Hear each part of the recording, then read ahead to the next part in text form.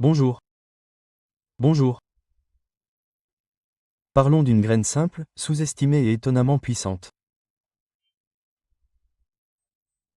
Cela peut paraître un peu cliché, mais pour ceux d'entre nous qui ont plus de 60 ans ou qui ont l'intention de vivre bien au-delà, cette discussion est loin d'être sans importance. En vieillissant, vos choix alimentaires deviennent encore plus cruciaux pour maintenir la santé métabolique, soutenir la densité osseuse et conserver la masse musculaire. Les grandes portes sont ouvertes par de petits ingas.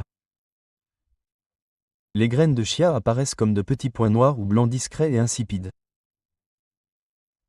Pourtant, c'est souvent le cas en matière de longévité. Lorsqu'ils sont habilement utilisés, même les outils les plus discrets peuvent produire des résultats remarquables. Les graines de chia devraient recevoir plus d'attention qu'elles ne le font habituellement, en particulier pour ceux d'entre nous qui approchent ou ont dépassé la soixantaine, lorsque chaque point de pourcentage de force, de mobilité et de résilience compte. Examinons d'abord les macronutriments. Le principal composant des graines de chia est la fibre. Elles contiennent plus de 80% de glucides non digestibles. Elles sont donc presque sans glucides. Ce sont les mêmes que pour la majorité des gens et ils ont sans aucun doute un faible indice glycémique. Si vous essayez de maintenir votre sensibilité à l'insuline ou d'améliorer votre santé métabolique, c'est déjà utile.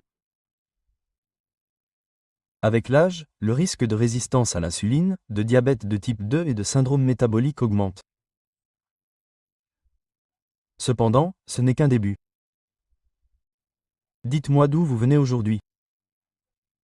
Avant de commencer, n'hésitez pas à poser toutes vos questions et à laisser un commentaire ci-dessous.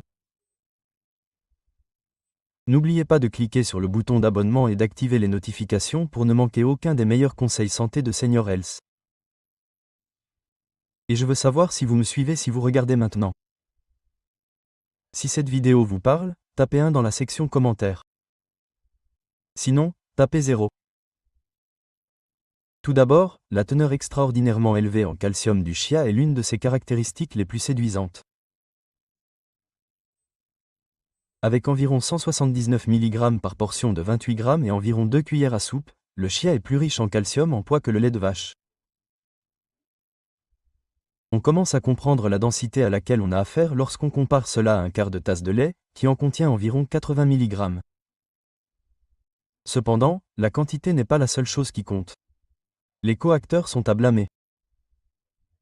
Le magnésium et le phosphore, dont votre corps a besoin pour reconstruire et minéraliser le tissu osseux, sont également fournis par le chia.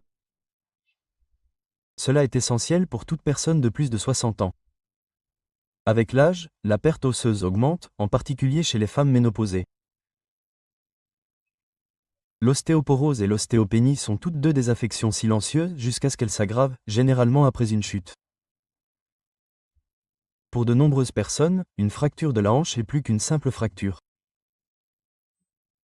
Elle signale le début de la fin de l'indépendance, une réduction de la mobilité qui est fortement corrélée à un risque plus élevé de décès l'année suivante. La première est que les douleurs articulaires sont plus courantes que la perte osseuse. Elles ne font pas de bruit.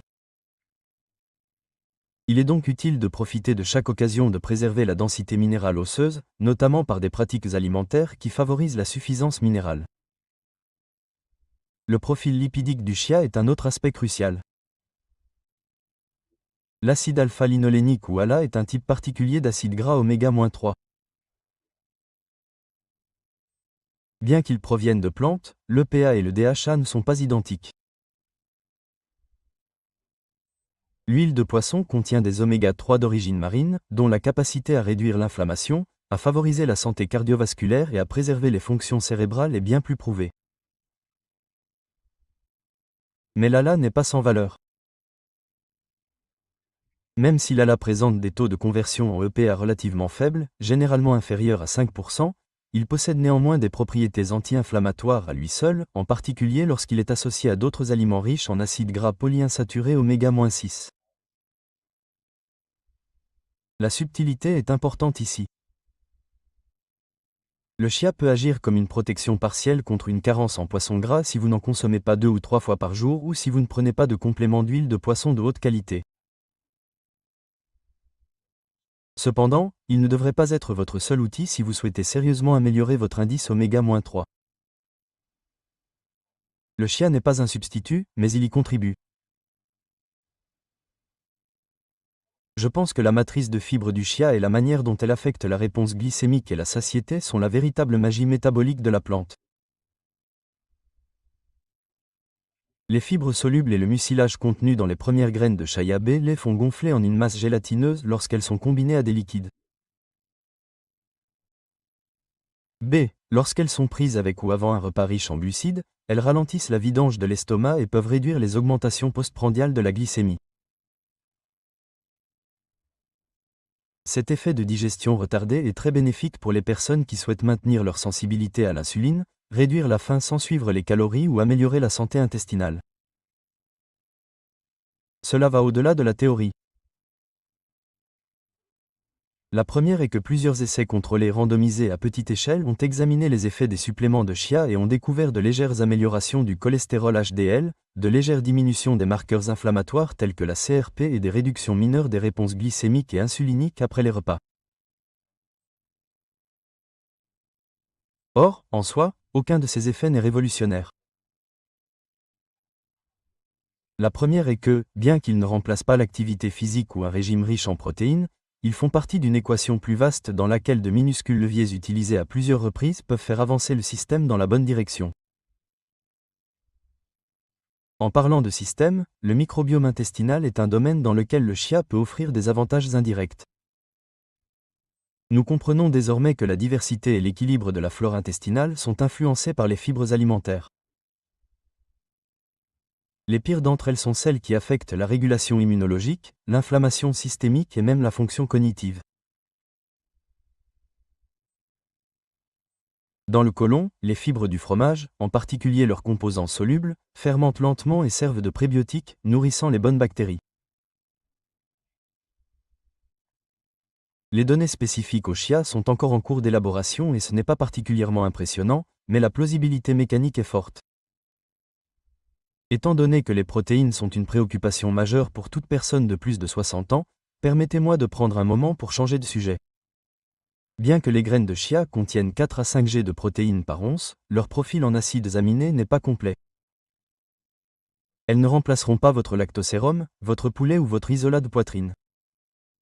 D'un autre côté, le chia peut être un atout pour les personnes qui suivent un régime végétalien ou qui souhaitent prendre des suppléments d'acides aminés tout au long de la journée. Il contient une quantité respectable de glutamine et d'arginine, qui sont importantes pour la réparation intestinale et la synthèse de l'oxyde nitrique, respectivement. Et puis il y a la facilité d'utilisation. Je parle beaucoup de friction. Comment des désagréments mineurs peuvent rendre difficile le suivi d'un programme de comportement sain? Les graines de chia ne nécessitent aucune préparation, aucun déversement ni aucune cuisson. Une cuillère à soupe peut être ajoutée à du yaourt grec, mélangé à votre smoothie du matin ou même transformé en pudding de chia riche en fibres avec du lait d'amande et de la cannelle.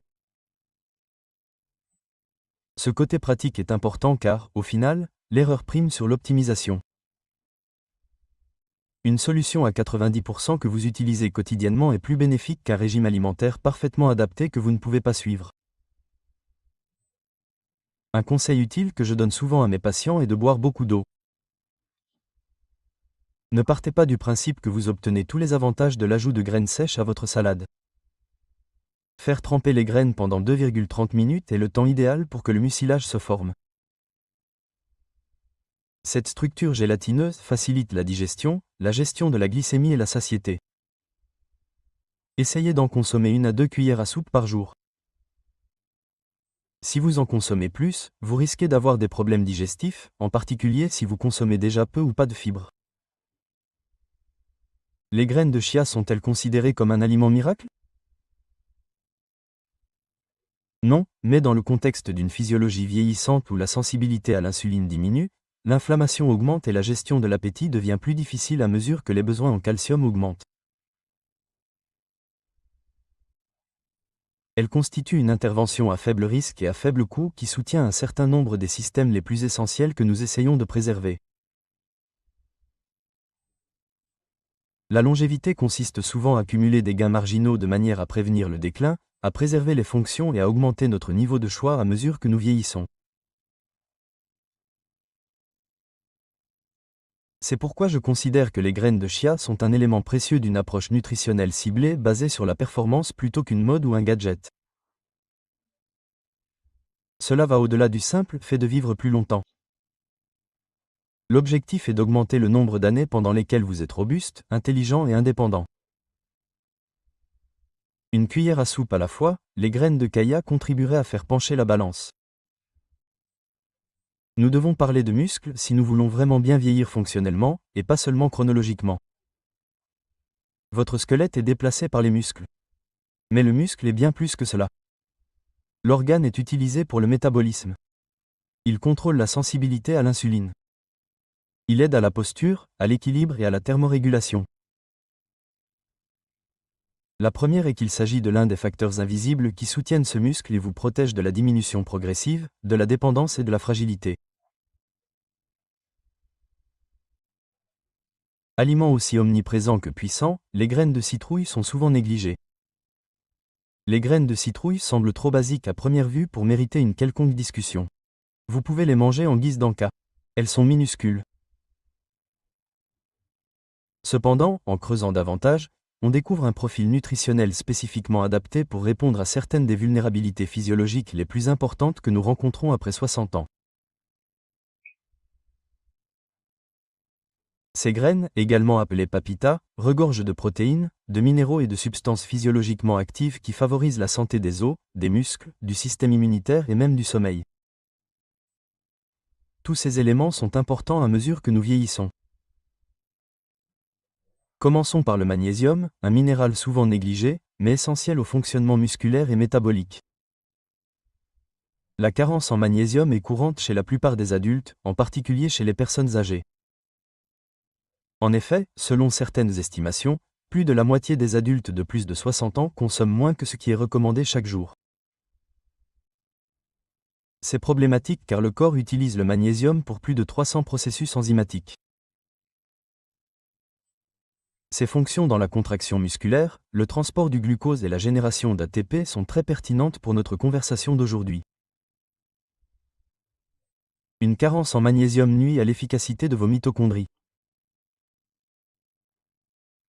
De plus, comme les mitochondries sont les centrales énergétiques présentes dans toutes les cellules, en particulier les cellules musculaires, cela entraîne une diminution du rendement, un ralentissement du taux de récupération et une fatigue accrue.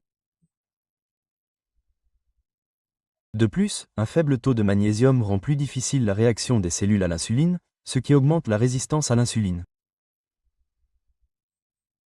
Tout ce qui peut repousser l'aiguille métabolique vers la sensibilité mérite d'être pris en compte pour une population âgée où le diabète de type 2 est un problème grave.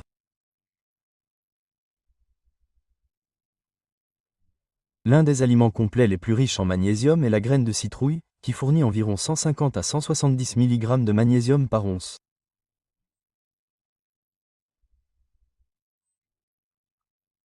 Une once de graines de citrouille peut fournir 30, 50 ou 50% de l'apport quotidien recommandé de 420 mg pour les hommes de plus de 50 ans et de 320 mg pour les femmes.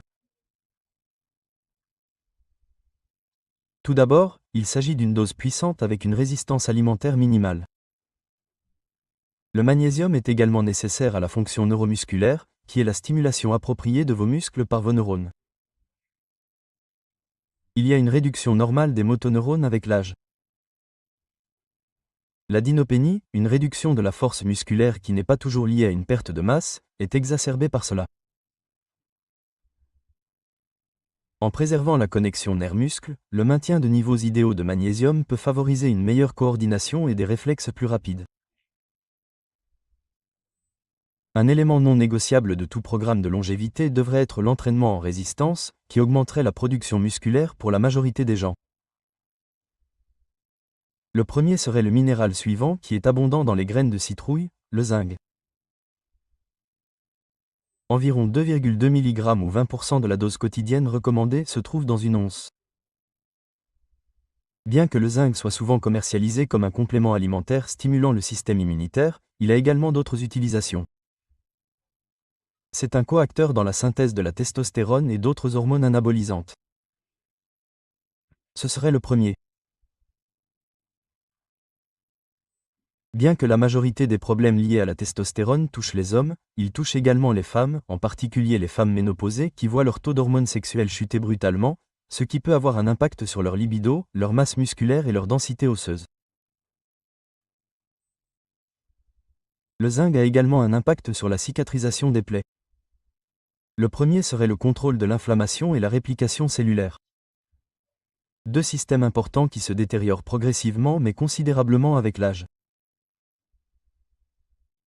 Le zinc fait partie de ces minéraux qui affectent de nombreux domaines différents à la fois et même une petite quantité peut avoir un impact négatif sur la fonction immunologique, la récupération après une blessure et la fragilité. Passons au fer.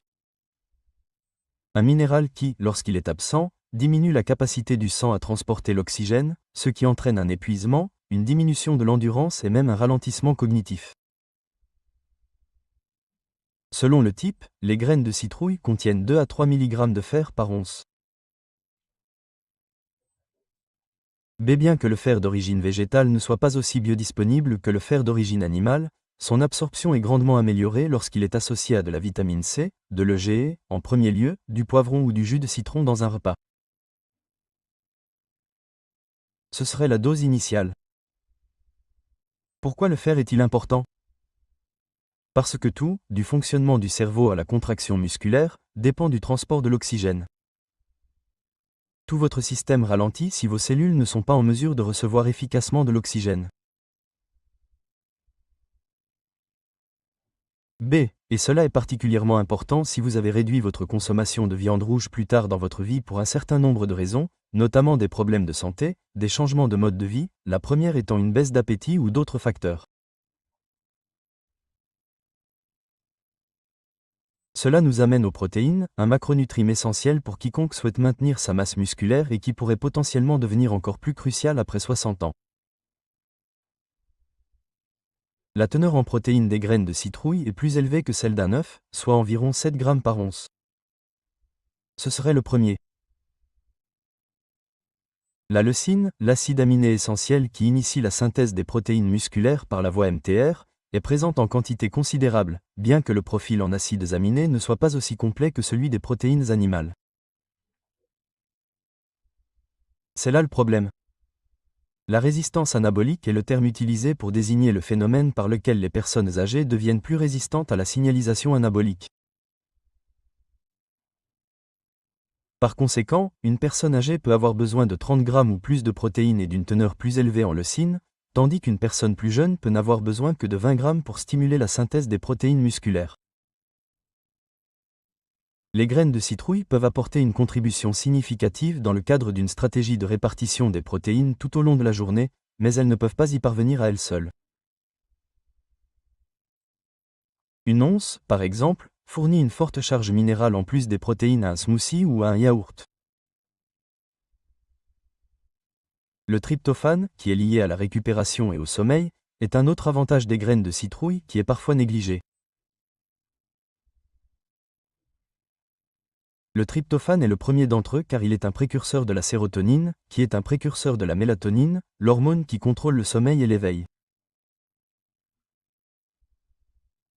Avec plus de 500 mg par once, les graines de citrouille sont parmi les meilleurs fournisseurs de tryptophane d'origine végétale. Cela est important car la fragmentation du sommeil augmente avec l'âge et un sommeil insuffisant affecte la production d'hormones, la régulation du glucose, la régénération des tissus et la cognition. Manger des aliments riches en tryptophane le soir, en particulier lorsqu'ils sont associés à des glucides, peut favoriser un sommeil plus profond et une production plus robuste de mélatonine. Le sommeil contribue également au maintien des muscles. Les impulsions d'hormones de croissance se produisent pendant le sommeil profond, en particulier pendant le premier cycle de la nuit. La première est que la capacité de votre corps à se régénérer est compromise si vous ne bénéficiez pas de ce sommeil lent profond. Les graines de citrouille offrent donc une partie du substrat nécessaire à l'organisme pour créer son propre somnifère, même si elles ne sont pas une aide au sommeil en soi. Les qualités anti-inflammatoires et antioxydantes des graines de citrouille sont particulièrement remarquables. Elles comprennent un certain nombre de polyphénols, de tocopérols, de composés de vitamine E et de stériles végétaux qui peuvent aider à réduire le stress oxydatif, en particulier en cas de niveau élevé d'inflammation comme celle causée par une obésité excessive, un mode de vie sédentaire ou des maladies chroniques. Bien que les preuves humaines soient encore préliminaires, ces substances ont été étudiées pour leurs effets sur la signalisation de l'insuline, la santé de la prostate et l'oxydation des LDL. D'un point de vue pratique, les graines de citrouille sont très adaptables. Elles n'ont pas besoin d'être conservées au froid. Elles sont stables sur l'étagère. Elles n'augmentent pas le taux de sucre dans le sang. Vous pouvez les consommer par poignées ou les inclure dans des salades, des smoothies ou des céréales. Elles peuvent être mélangées à des barres protéinées, moulues en une pâte comme du beurre de graines de courge ou ajoutées à un mélange montagnard. La première d'entre elles est que cette densité nutritionnelle dans un petit volume est un énorme avantage pour les personnes âgées qui peuvent avoir une diminution de l'appétit ou des difficultés à avaler de gros repas. Mais il est essentiel de comprendre le contexte. Les sources de protéines de haute qualité ne doivent pas être remplacées par des graines de courge. Elles ne remplacent pas la force, l'exercice physique ou un sommeil suffisant. Elles sont à faible friction. Ajoutez un effet de levier élevé à un régime alimentaire qui soutient l'intégrité osseuse, la qualité musculaire et la fonction métabolique serait la première d'entre elles. La première serait la résilience, en particulier lorsque l'organisme vieillit et perd sa capacité à pardonner. L'ensemble du cadre est visible lorsque l'on prend du recul. Les astuces et les aliments miraculeux ne sont pas la clé de la longévité. Il s'agit d'optimiser votre système et de fournir à votre corps les signaux, les macronutriments et les micronutriments dont il a besoin pour s'épanouir. Les premiers à être satisfaits à temps, en particulier lorsque ces besoins deviennent plus difficiles à satisfaire. Les graines de citrouille sont l'un des outils silencieux de la boîte à outils. Tout d'abord, elles aident à maintenir l'intégrité structurelle du corps au fil du temps, mais vous ne remarquez pas leur absence avant que les choses ne commencent à défaillir d'un point de vue physiologique, et pas seulement métaphorique. Chaque apport alimentaire compte pour créer une vie fonctionnelle après 60 ans, comme être capable de soulever son petit enfant, de porter les courses et de monter les escaliers sans crainte.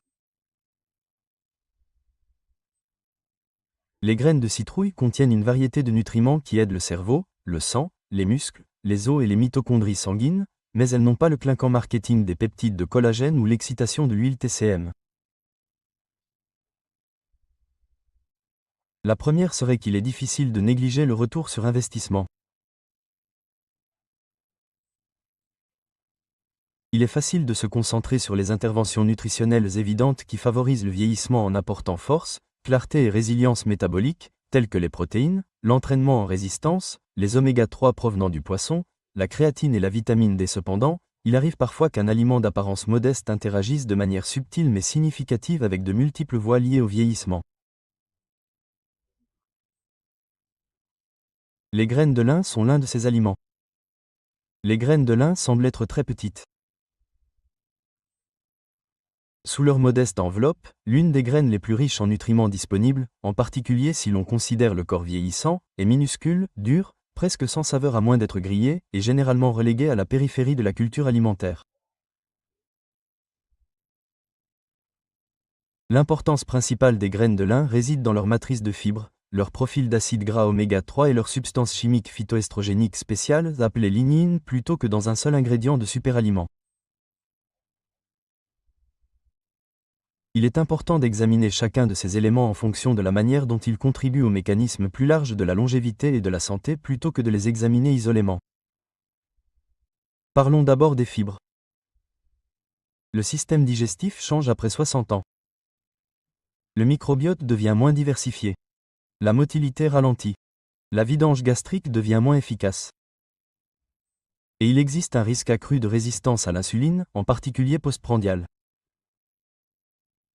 L'une des meilleures stratégies non pharmacologiques dont nous disposons pour traiter ces deux problèmes en même temps est la consommation de fibres alimentaires, en particulier de fibres solubles et fermentescibles.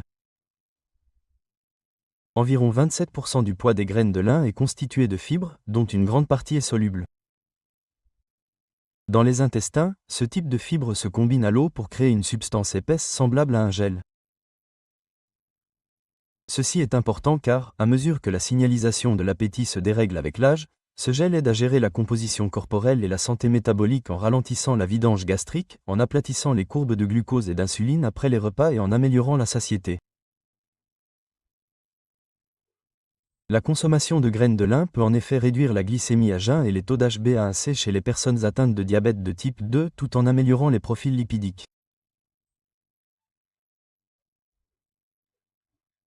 Selon un certain nombre de CR à petite échelle, l'angle prébiotique est une autre bactérie bénéfique, en particulier celle qui génère des acides gras amers et d'autres acides gras à chaîne courte, les AGCC, qui sont nourris par les fibres solubles présentes dans les graines de lin.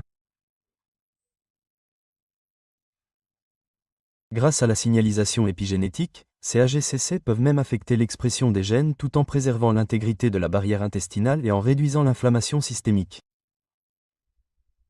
Ce n'est pas seulement hypothétique. De plus en plus d'études récentes établissent un lien entre l'inflammation d'origine intestinale et la sarcopénie, la neurodégénérescence et même les événements cardiovasculaires chez les personnes âgées.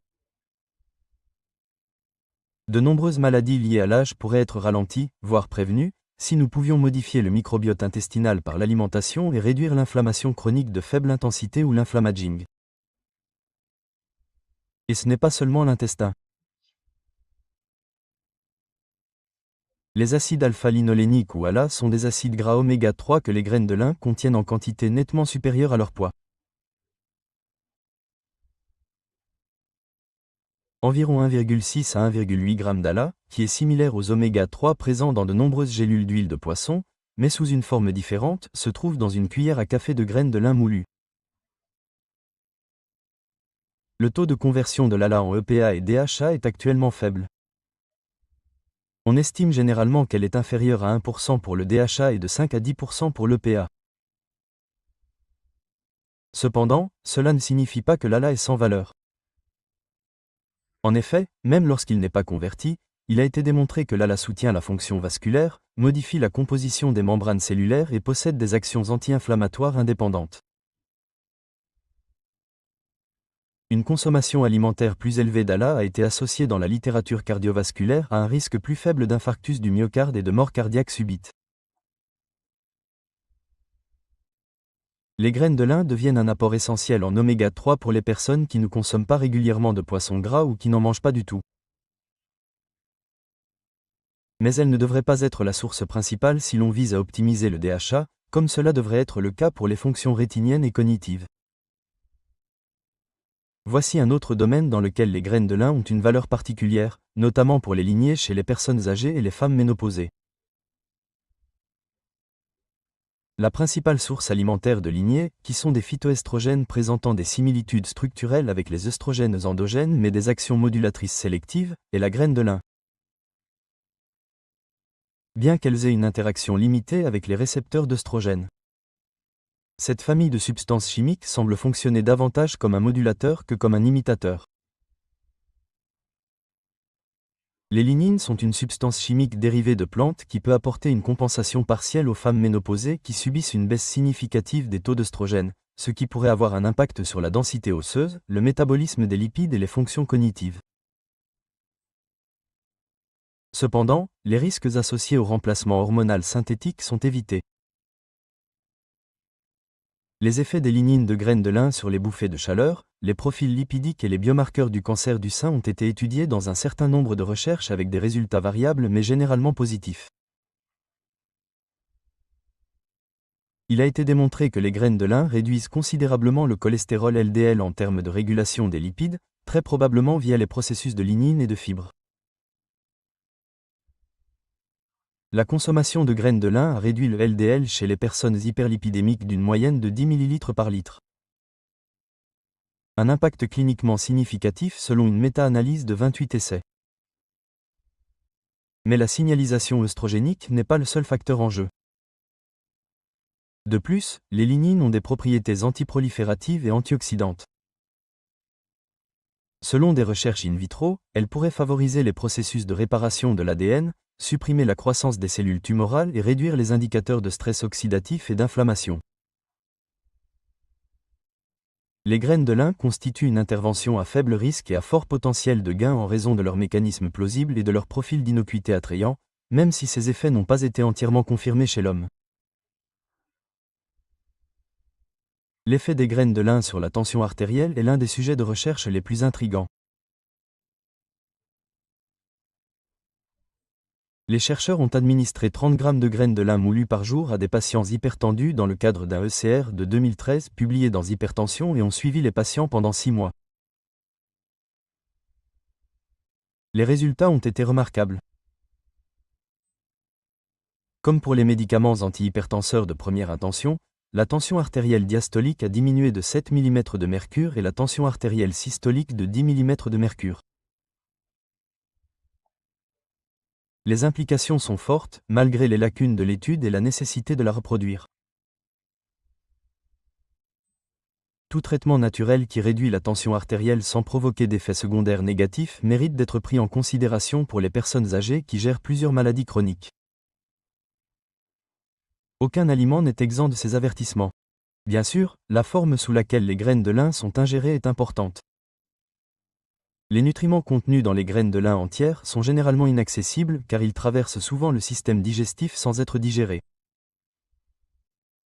Si vous souhaitez absorber les fibres et les lignines d'Ala, vous devez utiliser la forme moulue.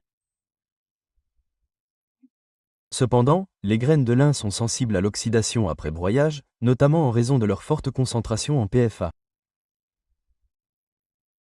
Par conséquent, elles doivent être moulues fraîches si possible, conservées dans des récipients hermétiques et consommées dans les quelques semaines. La question de la dose en est une autre.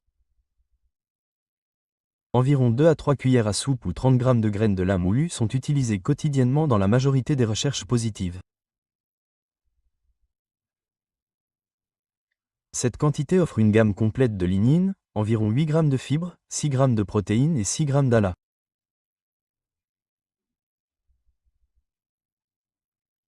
Pour éviter les troubles gastro-intestinaux, il est conseillé aux débutants de commencer par une dose plus faible et d'augmenter progressivement tout en buvant suffisamment d'eau. En pratique, les graines de lin sont très polyvalentes. Elles peuvent être ajoutées aux produits de boulangerie, aux yaourts, aux smoothies et aux bouillies. Elle peut remplacer les œufs dans la cuisine végétalienne ou être utilisée pour épaissir les sauces. En raison de sa saveur douce, l'observance est simple. Un aspect important mais souvent négligé de toute intervention destinée à promouvoir l'observance à long terme. Je rappelle souvent aux patients que la redondance des systèmes est essentielle pour bien vieillir. Vous avez besoin de systèmes qui se chevauchent et qui favorisent la fonction cognitive, la compliance vasculaire, la gestion du glucose, la masse musculaire et la santé osseuse.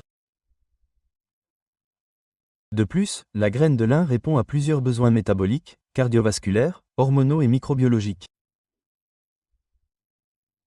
Bien qu'elle ne soit pas une panacée, elle est un allié utile, en particulier lorsqu'elle est associée à d'autres pratiques fondamentales telles que la gestion du glucose, l'optimisation des protéines, la musculation et un sommeil suffisant.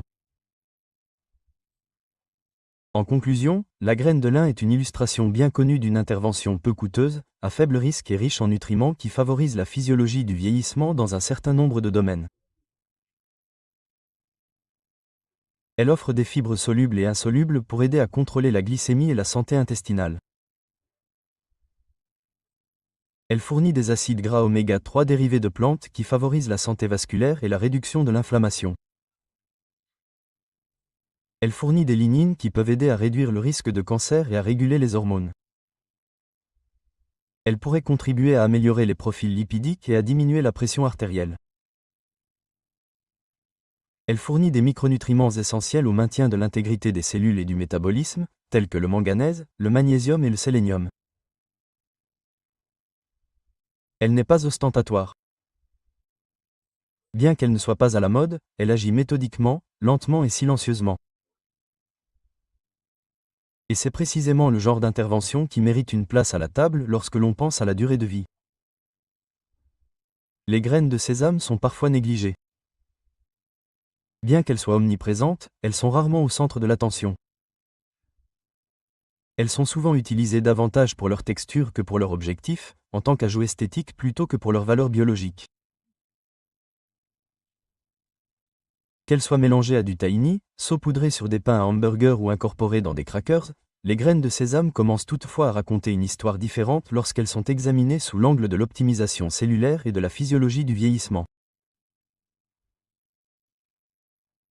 Les graines de sésame sont fondamentalement un aliment riche en nutriments, mais ce n'est pas seulement leur teneur en protéines ou en calories qui les rend si intrigantes.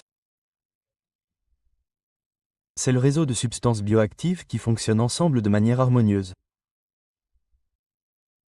Ces substances affectent l'intégrité osseuse, le métabolisme des lipides, le stress oxydatif, la signalisation hormonale, la détoxification cellulaire et un certain nombre de systèmes liés au vieillissement. Lorsque l'objectif est d'améliorer non seulement la durée de vie, mais aussi la durée de vie fonctionnelle, cet effet multisystémique attire l'attention. Le stade de la vie où l'on est encore capable de bouger librement, de penser clairement, de soulever des objets volumineux et de récupérer rapidement. Commençons par la perte osseuse, qui est l'un des problèmes les plus importants que nous rencontrons au-delà de 60 ans. Comme la testostérone et d'autres hormones anabolisantes diminuent avec l'âge, le risque d'ostéoporose augmente progressivement chez les hommes âgés et augmente considérablement chez les femmes après la ménopause. Avec l'âge, les os deviennent de plus en plus poreux, cassants et vulnérables aux fractures, qui sont la principale cause de morbidité et de décès.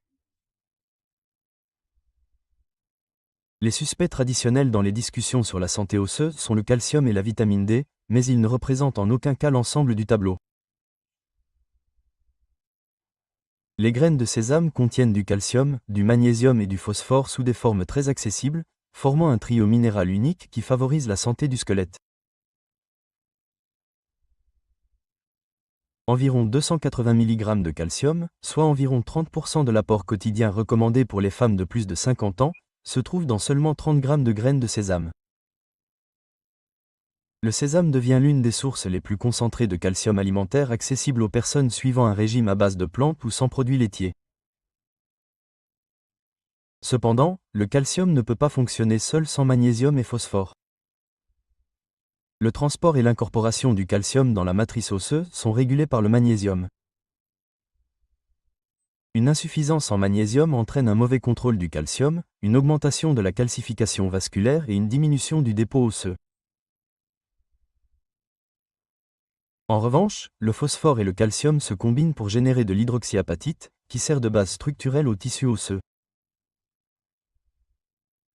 Les graines de sésame servent de système naturel d'entretien du squelette, facilitant le processus de reconstruction qui se détériore avec l'âge, car elles contiennent les trois dans des proportions appropriées. Un autre minéral souvent négligé en ce qui concerne la santé des os et des muscles est le zinc, qui est également présent dans les graines de sésame. En plus de réguler les niveaux de testostérone, le zinc est nécessaire à l'activité des ostéoblastes, qui sont des cellules qui fabriquent les os. Une synthèse altérée des protéines musculaires et une diminution de la densité minérale osseuse ont été associées à une insuffisance subclinique en zinc, qui est fréquente chez les personnes âgées. Environ 2 mg de zinc sont contenus dans 30 g de graines de sésame, ce qui constitue un simple apport nutritionnel pour un système qui devient plus résistant aux changements à mesure que les personnes vieillissent. Les graines de sésame ont un impact inattendu sur la gestion du stress oxydatif, un autre processus de vieillissement. La capacité du corps à amortir les espèces réactives de l'oxygène ou CRO diminue avec l'âge. La peroxydation lipidique, l'inflammation, le dysfonctionnement mitochondrial et les dommages à l'ADN sont tous exacerbés par cela. Même si les antioxydants alimentaires sont souvent exagérés, certains méritent d'être étudiés plus en détail, en particulier lorsqu'ils ont un impact sur les mécanismes de défense de l'organisme au lieu de servir uniquement de piégeurs directs. Le sésame et le sésame, deux lignées spéciales présentes dans les graines de sésame, influencent les systèmes enzymatiques antioxydants tels que la superoxyde dismutase et la glutathion peroxydase.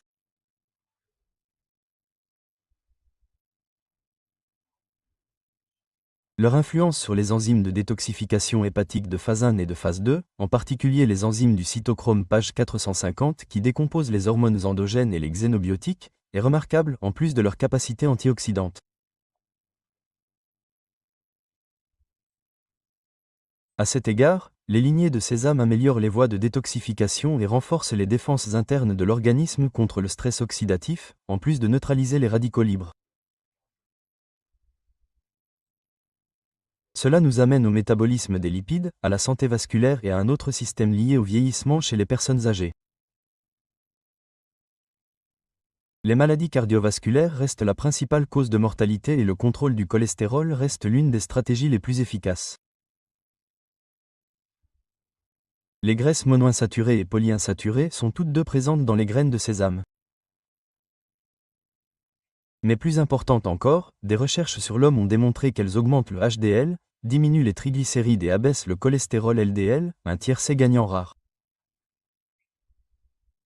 Les phytostérols du sésame, qui présentent des similitudes structurelles avec le cholestérol et entrent en compétition avec lui pour l'absorption dans l'estomac afin de réduire les taux sériques, sont en partie responsables de ces effets. Cependant, il existe d'autres processus plus récents et moins bien compris dans les lignées de sésame qui semblent empêcher la peroxydation lipidique. Cela indique qu'elles réduisent l'oxydation des particules de LDL, une première étape cruciale de l'athérogénèse. Non seulement les LDL oxydés sont un marqueur biologique, mais elles jouent également un rôle positif dans le développement de l'inflammation vasculaire et de la peste. La réduction du LDL total est bénéfique. Mieux encore, la réduction du LDL oxydé est bénéfique. Les produits chimiques du sésame semblent y parvenir, en particulier lorsqu'ils sont associés à la vitamine E, un autre ingrédient antioxydant présent dans la graine. Le métabolisme des graisses hépatiques est aussi affecté par les graines de sésame. Le sésame peut réduire la production de triglycérides hépatiques en régulant à la baisse les enzymes lipogéniques dans le foie, selon un certain nombre de recherches animales et d'essais limités sur l'homme. Cela a des conséquences sur la stéatose hépatique non alcoolique, non AFLD, qui est en augmentation chez les populations âgées, même chez les personnes qui ne sont pas en surpoids en plus du cholestérol. Le maintien de la sensibilité à l'insuline et de la santé métabolique globale nécessite une gestion prudente de la graisse hépatique. En parlant d'insuline, dans certains contextes thérapeutiques, les graines de sésame ont montré des avantages anti-hypoglycémiants modestes. Bien que les processus précis soient encore à l'étude, il existe des preuves que le sésame pourrait augmenter l'absorption du glucose par les tissus périphériques et modifier les niveaux d'adipénéectine, une adipocine qui possède des propriétés anti-inflammatoires et insulinosensibles.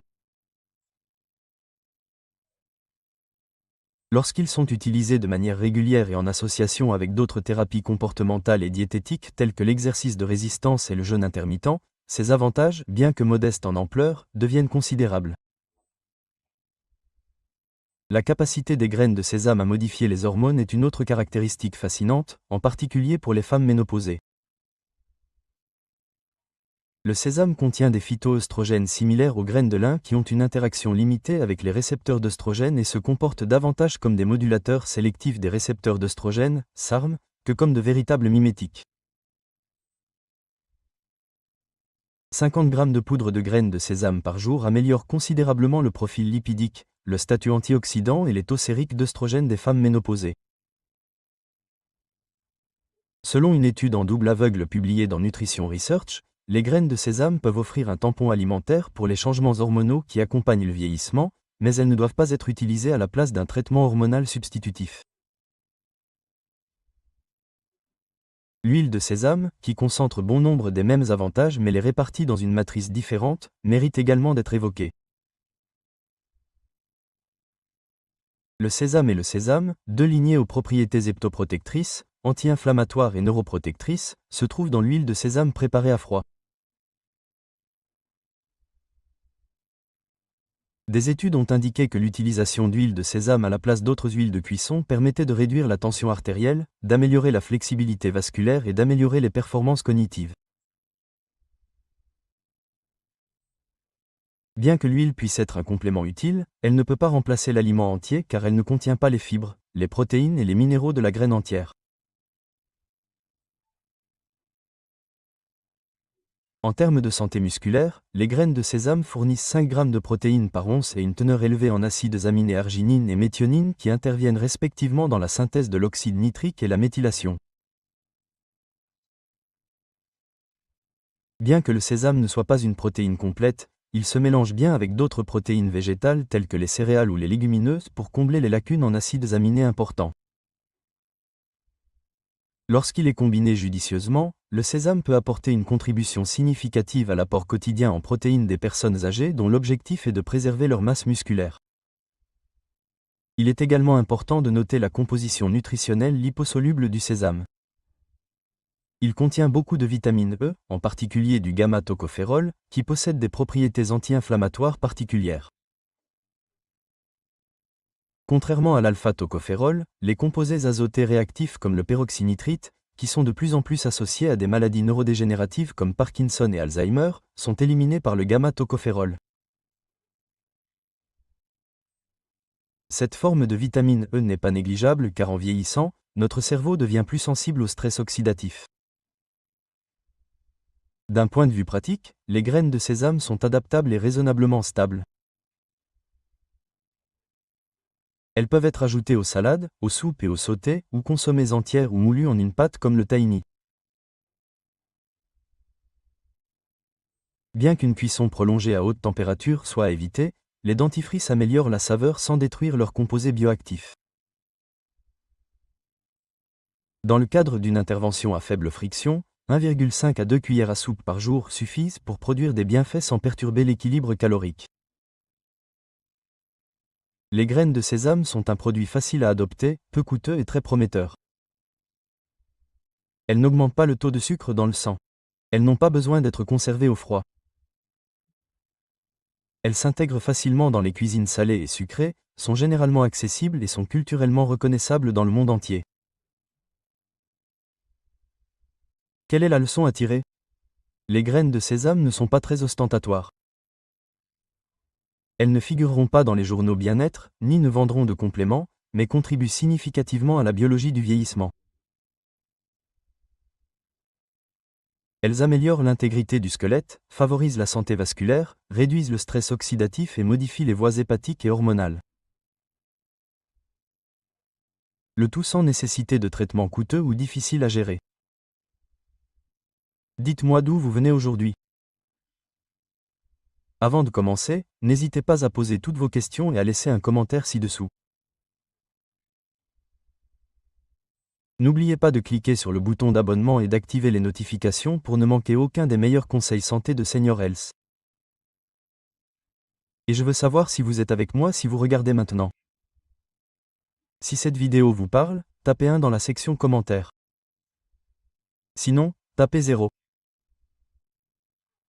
Dans le débat sur la longévité, nous devrions nous concentrer davantage sur ce type de régime car nous avons besoin d'équipements plus silencieux si nous voulons non seulement vivre plus longtemps, mais aussi rester capables. Parmi ces instruments,